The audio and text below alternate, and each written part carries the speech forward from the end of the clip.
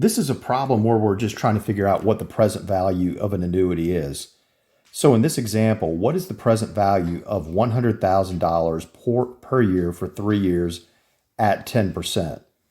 So what we do is we want to figure out that we have this annual cash flow stream of $100,000 that we're going to get for 3 years. So the question is, how much is that worth right now? Or in other words, what is the present value? So what we do in our TI BAII Plus financial calculator is we hit 3 and then we hit N. Then we hit 10 as a whole number, not 0.1, but 10 as a whole number, and then IY. PV is what we're trying to figure out. The payment is 100,000 is the payment. And very important, the future value is going to be 0 because at the end of this annuity, it's worth nothing. So the question is, what is the present value? We go to compute present value, and the answer is 248,685.